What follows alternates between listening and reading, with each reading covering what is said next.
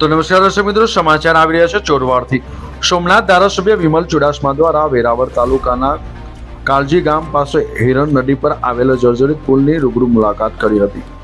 અનેકો વાર આ પુલની નવીનીકરણ કરવા સરકાર સમક્ષ ધારાસભ્ય દ્વારા રજૂઆત કરેલ, તેમ છતાં આ સરકારનું પેટનું પાણી હલતું નથી।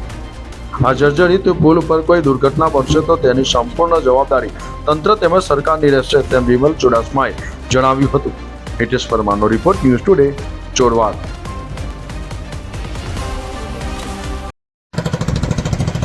મારું નામ વિમલ ચુડાસમા છે અને હું સોમનાથના ધારાસભ્ય તરીકે સેવા આપું છું। ત્યારે આ વિસ્તારમાં મારી નેવું સોમનાથ વિધાનસભામાં હિરણ નદી આવેલી છે, ત્યાં પુલ આવેલું છે, એ ખૂબ જર્જરિત હાલતમાં છે।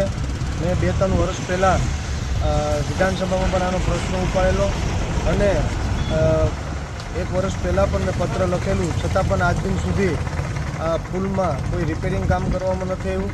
આજે પણ વરસાદ આવવાના કારણે પુલમાં પાણી ભરાયેલું છે, ખૂબ જર્જરિત છે અને આ રસ્તો છે એ મુખ્ય રસ્તો છે, કારણ કે નેશનલ હાઈવે જે ભાવનગરથી સોમનાથ જે બનેલો છે એ સોમનાથ તરફ જવા માટે એમાં કોઈ સુવિધા, ત્યાં જવા માટે કોઈ રસ્તો નથી, એટલે લોકો વધારે પૂરતો આ પુલનો ઉપયોગ કરે છે, હિરણ નદીના પુલનો ઉપયોગ કરે છે અને અહીં માર્કેટિંગ યાર્ડ પણ આવેલી છે પાટણ જવા માટે, અને બાકીના ગામડાવાળા પણ આ રૂટનો ઉપયોગ કરે છે। એ સિવાય પણ એસટી બસ અને તમામ વાહન તમે જોઈ રહ્યા છે કે તમામ વાહનો પણ આનો ઉપયોગ કરતા હોય છે। એટલે તાત્કાલિક ધોરણે આ પુલને રિપેરિંગ કરવામાં આવે અથવા રિપેરિંગ કરવામાં નહીં આવે તો આમાં કંઈ પણ દુર્ઘટના જેમના બરોડામાં બની છે, અંદાજે 18 લોકોનું મૃત્યુ થયા છે, એ જો તાત્કાલિક ધોરણે નહીં કરવામાં આવે તો જે કંઈ બનાવ બનશે એ તંત્રની જિમ્મેદારી રહેશે।